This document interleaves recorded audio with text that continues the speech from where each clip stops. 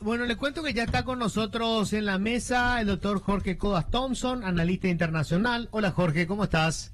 Buen día Luis, para los colegas y para la radio audiencia. Bueno, bienvenido al programa. Jorge nos va a honrar con su presencia todos los jueves.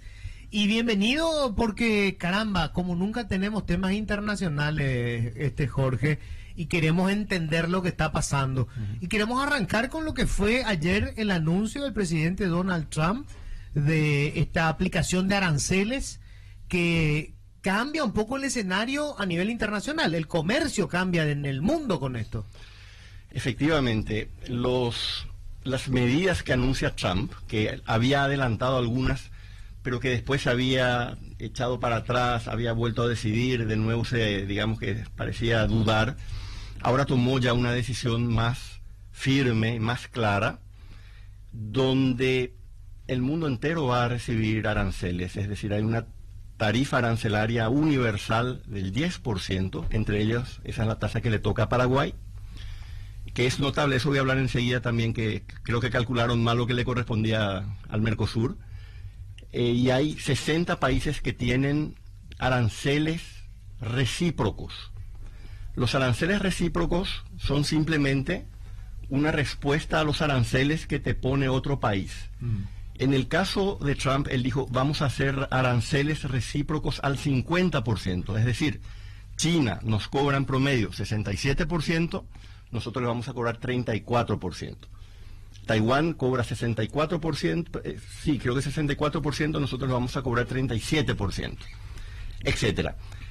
Y hay una situación muy especial en el caso de China, porque China ya venía acumulando sanciones por vía de aranceles y no se aclaró si ese 34% es por encima de todo lo que China ya ha recibido, lo cual sería un golpe al comercio no solamente bilateral, sino internacional muy fuerte. Estamos hablando de los dos grandes importadores y exportadores del mundo.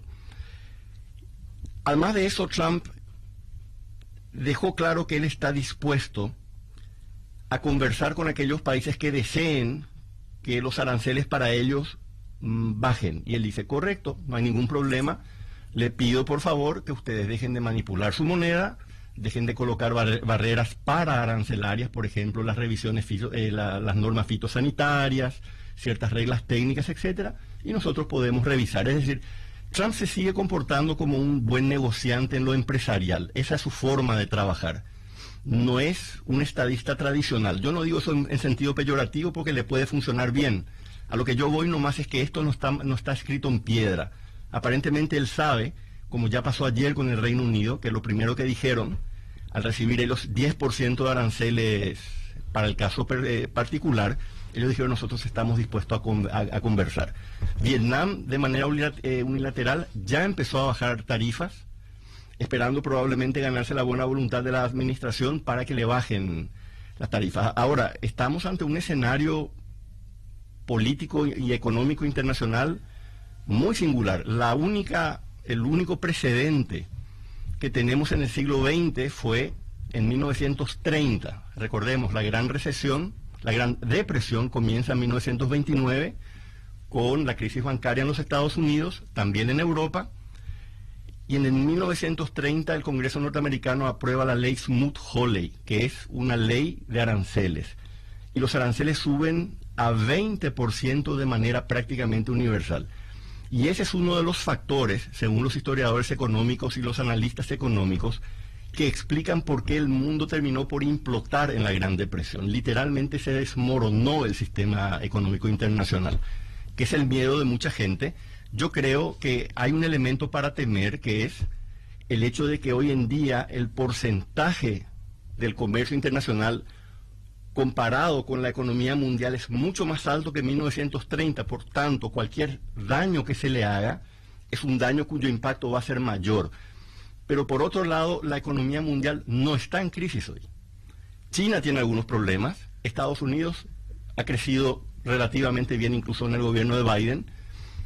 Europa está estancada, pero tampoco está en una crisis muy profunda. Entonces, no sabemos si las consecuencias que vaya a tener esta decisión de la administración de Trump pueda llevar al mundo a una recesión significativa.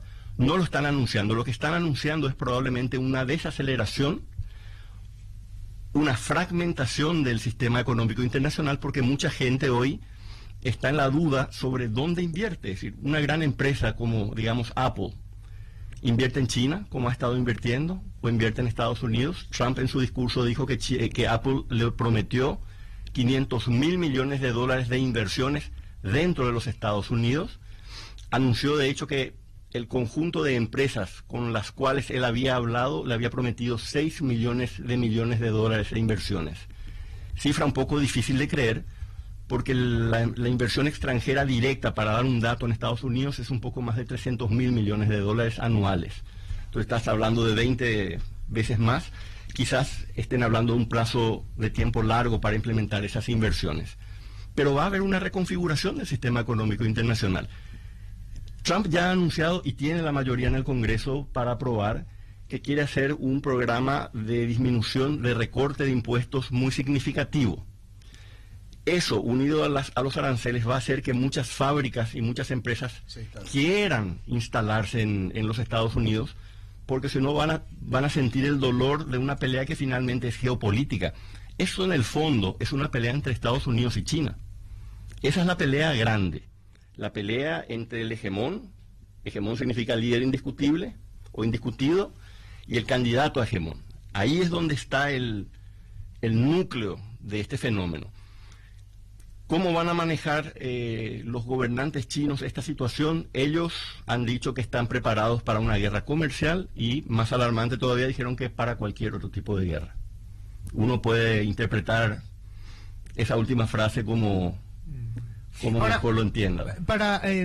Quiero nomás ir a una cuestión muy básica para nuestros oyentes, Jorge. Cuando hablamos de los aranceles, son los aranceles que aplica Estados Unidos para cualquier producto que vaya a ingresar a su mercado. Sí. ¿Verdad? Ahora, ¿qué tan importante es el mercado de Estados Unidos para la economía mundial? Porque estamos hablando de que se encarecen los productos que se van a vender en el mercado de los Estados Unidos. Sí, para empezar, un arancel es básicamente un impuesto a productos importados, es decir, todo producto que llegue a las fronteras de Estados Unidos, por ejemplo, costando $100, si se le van a aplicar 10% de arancel, cuestan 110, y con ese precio entran al mercado de Estados Unidos. Sí. Esa es la idea general. Ahora, ¿qué tan grande es esta situación? Estados Unidos importa 3 millones de dólares por año. Eso es más de lo que produce Brasil en un año. El Producto Interno Bruto de Brasil, solamente en importaciones, Estados Unidos ya le supera. El impacto puede ser muy grande, Luis. Ahora, hay situaciones que uno todavía no sabe bien cómo analizar. Trump anunció también de inmediato tarifas arancelarias para todos los automóviles extranjeros de 25%.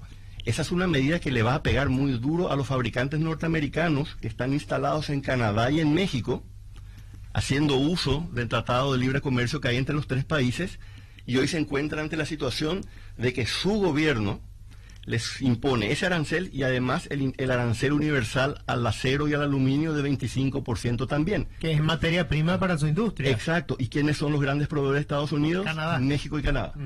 Claro. Entonces, hay una afectación regional muy puntual en Norteamérica, no solamente Estados Unidos, sino sus socios principales, que yo creo que va a ser muy significativa. La economía mexicana, probablemente más que la canadiense, depende mucho de la dinámica de importaciones de Estados Unidos. Canadá es un país más desarrollado que México, entonces, si bien prácticamente el 90% de toda su producción exportable mandan a Estados Unidos, tienen una economía más sofisticada, probablemente ellos logren reubicar parte de esa producción, de ese excedente, esa exportación, claro, ¿no? en otros mercados. Pero estamos hablando de una situación sin precedentes. En la ley que yo mencioné, la Smoot-Hawley, los aranceles promedio fueron del 20%. Ahora, si uno calcula, Krugman decía hoy, es aparentemente de 25%, cuando uno saca todos los promedios. Claro. Es mayor que la ley que causó mucho daño en la Gran Depresión. Paul Krugman, que fue el Nobel de Economía, ¿él analizó esto? Sí, él analizó, y él, muy importante, Luis, él fue premio Nobel de Economía por sus trabajos en economía internacional. O sea, no estamos hablando... Claro, este es su palo. Esto es lo que él hace. Sí. A esto se dedica, y por eso leerle a él en este momento, yo creo que es de capital importancia, porque estamos hablando... Aparte, él no es Él es de centro izquierda, él no lo... no lo oculta. Lo que ellos llaman allá liberales, que es lo que nosotros llamaríamos en otros países socialdemócratas. Ok. Pero él no se alinea partidariamente al Partido Demócrata, él se mantiene muy independiente, entonces es importante escucharle porque él hace un análisis técnico, explica en palabras realmente bastante sencillas y da unas conclusiones que uno puede seguir y de ahí puede profundizar si uno quiere. Yo considero que en este momento es uno de los referentes que tendríamos que tener para hacer el seguimiento de estas medidas. ¿Y qué dice él de estas medidas de Trump? Él dice que son nefastas. Dice que en primer lugar, su impresión al haber revisado el trabajo por el cual se llega a esos números, que da la impresión, literalmente lo dijo así, que contrataron a un junior, lo que sería una ordenanza, digamos, que usó un programa de inteligencia artificial para calcular unos números gruesos y esos números gruesos trasladarlo a tarifas concretas. Y que hay fallas técnicas muy grandes. Por ejemplo, mezclan los superávit comerciales que tienen algunos países con Estados Unidos con el valor, lo multiplican por el valor monetario de esas exportaciones y entonces los números se deforman. Y las tarifas que Estados Unidos impone a partir de esos números, por supuesto, salen erradas, no salen al nivel que tendrían que salir. Ahí quiero mencionar, me llama mucho la atención el error conceptual que o técnico que cometieron con el Mercosur. Mercosur no tiene una tasa de arancel de 10%. El arancel externo común es 14%.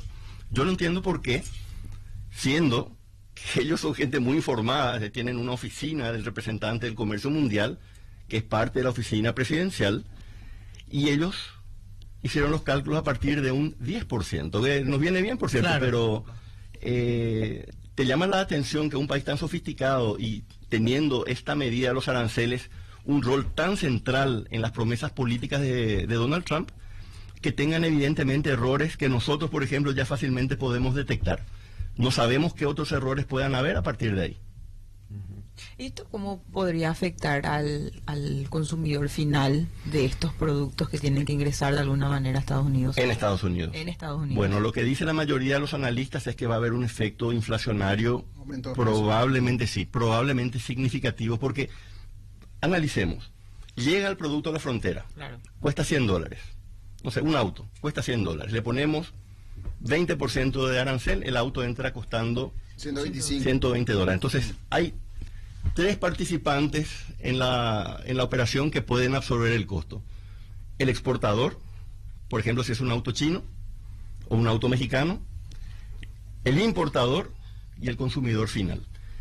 Habría que analizar lo que se llama la elasticidad de la demanda para sacar los porcentajes concretos, pero muy probablemente porque los márgenes que se manejan en comercio internacional son márgenes bajos, muy bajos. El volumen. Terminen trasladándole todo lo que puedan al consumidor final. Y eso es el efecto que puede tener eso en una economía tan grande es muy importante. Además, Estados Unidos viene saliendo de una inflación importante en el gobierno de Biden. La Reserva Federal subió mucho. La Reserva Federal es el Banco Central de Estados Unidos. Bajó mucho los intereses en los últimos meses porque la inflación venía bajando y la situación parecía tranquilizarse. Ahora se calcula que por el efecto inflacionario por el cual me consultás, se va a hacer presente, es probable que las tasas de la Reserva Federal vuelvan a subir. Eso tiene efectos muy lejos de Estados Unidos. En primer lugar, cuando hay aranceles, van a haber menos productos que se vendan a Estados Unidos. Eso significa que muchos países que hoy le venden a Estados Unidos van a tener menos dólares y eso se va a trasladar, ¿cómo se va a materializar? En su tasa de cambio. Y esas tasas de interés que va a subir en la Reserva Federal va a hacer que muchos dólares del mundo vayan a Estados Unidos porque va a ser más rentable tener bonos del Tesoro que hacer negocios. Y va a subir la cotización de la moneda. Entonces, 2 causas de tasa cambiaria negativa para los países, llamémosle periféricos. En el mundo el capital va a ser más caro. Así es. El dinero va a ser más caro y y probablemente la cotización del dólar se mantenga alto o inclusive se incremente. Con esos 2 mecanismos es probable que la cotización se deteriore. Es decir, para nosotros el dólar va a ser más caro, en nuestro caso particular, por ejemplo. Ahora, todos esos elementos van en contra para Trump. El aumento de la inflación, un dólar más caro significa un producto de Estados Unidos más caro a la hora de tener que exportar. Y esa es la ironía, es decir, cuando uno toma este tipo de medidas proteccionistas, el fortalecimiento del dólar hace que la posición internacional de Estados Unidos se empeore. Sí. Porque como vos mencionás, es relativamente más caro comprar un producto de Estados Unidos y al revés, es más barato importar de otros países por la tasa de cambio. Claro. Esos son los efectos, eso se llama la ley de las consecuencias no intencionadas y probablemente se vayan a materializar. Ahora, ahí queda otra duda, Luis. Hay toda una dinámica aparentemente de tratar de que las empresas vuelvan a fabricar en Estados Unidos y eso también cambiaría el escenario que estamos hablando, pero eso lleva años. Una inversión no se decide en meses, sobre todo si es, digamos, una gran planta ensambladora, Claro. Una nueva acerera, etcétera. Son inversiones muy importantes. Entonces, Una industria automotriz. Vos no cerrás una planta ensambladora de Ciudad de México y trasladás a Seattle en 2 meses o en un año. Claro, pero aparte, ¿quién maneja la planta? Es decir, vos tenés que entrenar al personal. El personal de una planta automotriz, es muy calificado. No es cuestión de decir, correcto, cerramos la industria que tenemos en Canadá, dejamos 100.000 empleos menos en Canadá, los trasladamos a Estados Unidos, ¿y quién va a operar las fábricas? Hay que entrenar a ese personal. Yo creo que Trump todavía ve esto mucho en los ojos o a través de los ojos de un empresario que mira muchas planillas de Excel, muchas simulaciones, etcétera, pero quieras o no, el empresario puede decidir más rápido. Una economía total no. Sobre todo cuando estamos hablando de esas cifras. Yo no le veo mucho éxito a mediano plazo al plan que él tiene respecto a fortalecer económicamente a Estados Unidos a través de los aranceles y a través del retorno del mundo fabril, digamos, Claro. a Estados Unidos. Hay una industria que de los 70 que ya no va a volver a Estados Unidos. Pero uno planteando así ese escenario que usted lo hace con tanta claridad, tiende a pensar, no puede ser que el presidente de Estados Unidos y su equipo de asesores ya no se hayan hecho tan bien, no se hayan representado ese escenario. No pueden incurrir en tamaña torpeza, lo cual habilita a preguntarse, ¿qué es lo que busca por debajo del escritorio Donald Trump con esta medida de estrés a la economía mundial? ¿Qué está queriendo propiciar? Lo básico que a uno se le puede ocurrir es que reviertan estos países la carga arancelaria que tienen con los productos norteamericanos, o qué más, porque si esto es un juego de naipes, lleva las de perder actualmente en este escenario la economía norteamericana. No sabemos cuánto lleva de perder o no. Ese es el primer punto. Es decir, solamente vamos a ver análisis econométricos de grandes analistas que nos van a transmitir un poco qué dicen las simulaciones. ¿Qué busca Donald Trump? Donald Trump desde los años 80, hay que recordar, Donald Trump ya tiene 78 años, entonces en los años 80 él ya era un empresario grande, y dicen los que le conocen que a él le ponía frenético ver cómo las grandes compañías japonesas estaban literalmente comprando todo lo importante de Nueva York, por ejemplo Rockefeller Center, que es un edificio muy emblemático, y eso fue lo que le empezó a marcar a él respecto a lo que él describe como la pérdida de la gloria de Estados Unidos. ¿Cómo le llamó él a su discurso de ayer? El Día de Liberación Nacional, sí, como si fuera una guerrilla que derrota una dictadura y todo va a la gloria, digamos. Lo describe en términos épicos. Entonces, yo la impresión que tengo es que él mira un pasado, sobre todo habla mucho del presidente William McKinley, que fue otro presidente en la década de 1890, que impuso muchas tarifas, y él ve a ese mundo como el mundo dorado, el mundo de oro para Estados Unidos. Pero la economía de hoy no funciona así. La economía mundial hoy es muy integrada. En 1890 no había estas grandes fábricas que hay a lo largo del mundo y que tienen su cadena de suministro en varios países, y el producto finalmente se completa en 5 o 6 economías diferentes. Sí. Eso no había. Entonces, ese es otro punto importante.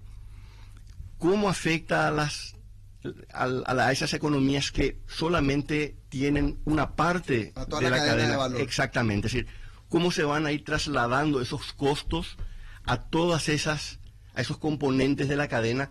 Eso no lo sabemos.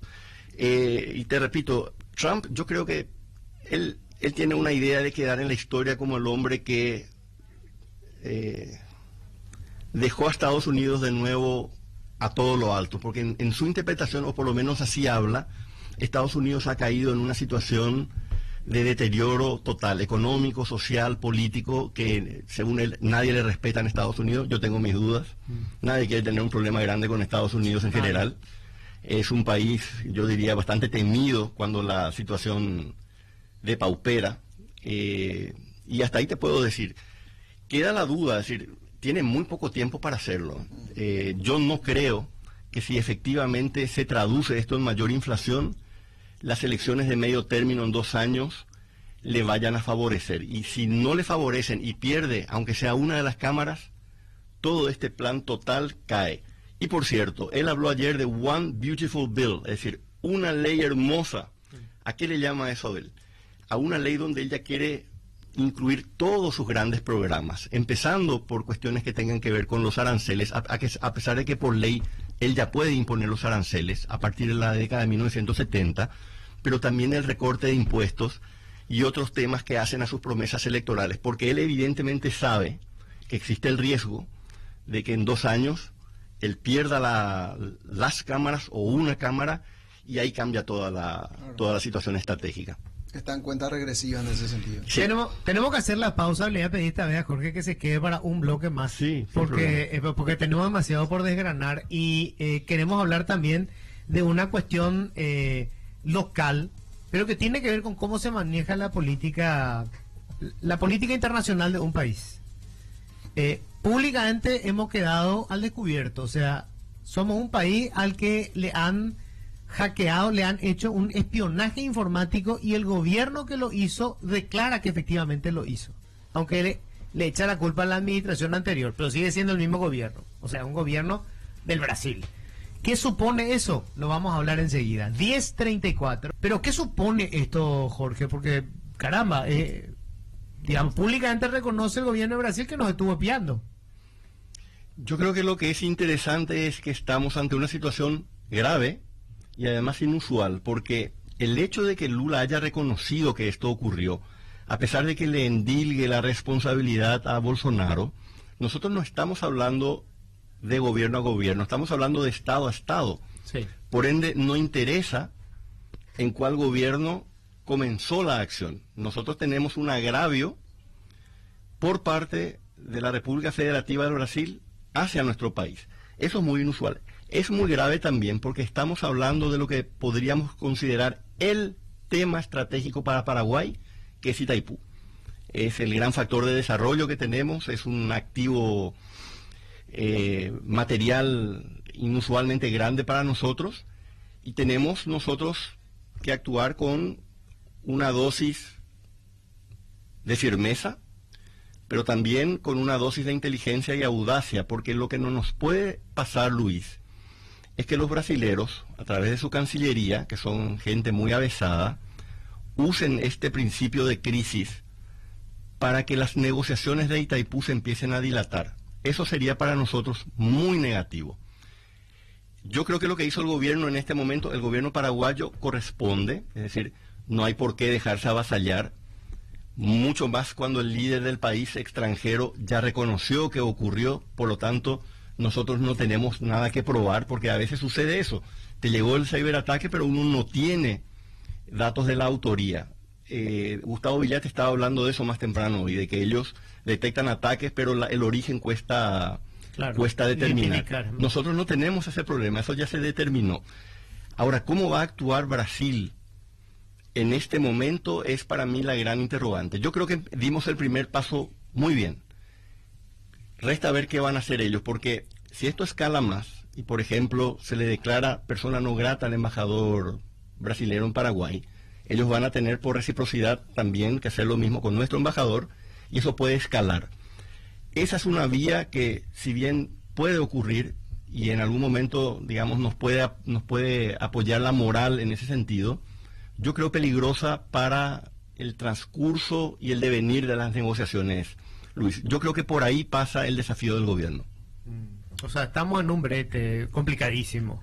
Sí. Porque tenemos que hacer pública nuestra molestia, Sí.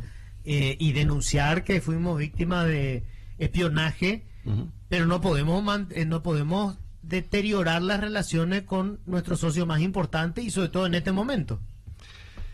Sí, yo creo, hablábamos hace unos minutos de un autor, Edward Hallett Carr, que habla de 3 tipos de poder en política internacional: el poder económico, el poder militar y el poder sobre la opinión pública. Respecto a Brasil solamente tenemos poder sobre la opinión pública. Ese tenemos que aprovechar y tenemos que ser inteligentes en hacerlo de manera que ellos queden a la defensiva, finalmente pidan disculpas. No sé qué seguridades van a dar de que no vuelva a ocurrir, porque realmente hay una... La confianza es muy difícil de ganar y muy fácil de perder. Y yo creo que hay en este momento un quiebre de confianza, porque si bien es una regla no hablada, todos los países espían, pero no de esta manera tan grosera. Y todavía es más grave que te lo anuncien. Digo, sí, te espiamos. Eso es realmente muy, muy chocante. ¿Y qué tanto le preocupa a Brasil esta situación con Paraguay? Yo creo que la preocupación, yo estuve analizando esa situación ayer, yo creo que una de las cosas que le puede preocupar mucho a Brasil es un eventual acercamiento de Paraguay a Estados Unidos nuevamente.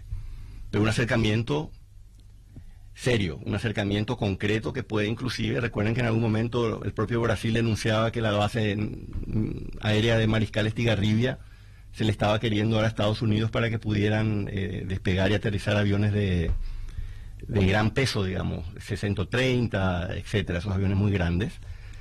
Yo creo que pueden tener una preocupación importante por ese lado, porque Paraguay militarmente contra Brasil no puede hacer nada, es decir, si no tiene un socio de valía, no lo puede hacer. Costa Rica entendió eso en 1948, abolió su ejército, firmó un pacto de defensa con Estados Unidos y ante una guerra viene Estados Unidos a defenderle. ¿Y qué probabilidades hay, Jorge, de que a Estados Unidos le parezca apetecible meterse en este lío con Brasil y Paraguay?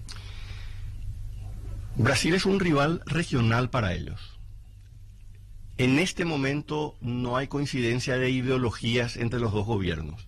Si estuviera Bolsonaro, quizás estuviéramos hablando en términos distintos, sí, totalmente diferente. Yo creo que le puede interesar. De hecho, si uno analiza las últimas noticias del Departamento de Estado, sobre todo de Estados Unidos, ellos están hablando en términos muy positivos de Paraguay. Es decir, no estamos hablando de un país que regaña al gobierno paraguayo porque a la DEA se la quiso expulsar. A último momento se logró arreglar eso, que fue digamos, en mi opinión, una situación muy grave. A mí me parece que Estados Unidos tiene interés en tener aliados en la región y no puede tener muchos aliados. Chile está con un gobierno de centro izquierda, Colombia también, Brasil también, Uruguay también. Perú, ni lo voy a mencionar porque Perú cambia de presidente. No sabemos dónde está. Sí, exactamente, de una manera sistemática. Entonces no. Le tiene a Argentina y a Paraguay. Claro, nos tiene a nosotros dos. Eventualmente es probable que Chile vuelva a tener un presidente de centro derecha, pero Chile es muy independiente. Yo impartí clases en el Ministerio de Defensa de Chile y ahí ese tipo de medidas de tener bases de otro país, etcétera, no se toman en cuenta, digamos. Paraguay sí tiene otra potencialidad. ¿Hasta qué punto Estados Unidos querría involucrarse aquí? Bueno, yo les doy como ejemplo lo que hizo con Panamá. Panamá literalmente le hizo obligar salir de la iniciativa La Ruta y la Franja, que es esta iniciativa de infraestructura que tiene China a nivel mundial. La Ruta de la Seda. Sí, la antigua Ruta de la Seda, sí. Hoy Ruta y la Franja. Forzó que las dos compañías la compañía de Hong Kong, que tenía un puerto a cada lado del canal, se vendiera a un fondo de inversiones norteamericano, BlackRock, y amenazó, sin decirlo directamente, dijo: yo no descarto la fuerza militar. Y para el caso panameño en particular hay que leer el tratado. Hay 2 tratados entre Estados Unidos y Panamá que hacen a la devolución del canal al gobierno panameño. En uno está establecido que ante un riesgo de neutralidad en el canal, Estados Unidos tiene derecho a tener una acción militar. Estados Unidos se está preocupando de la región, o se está ocupando más bien de la región.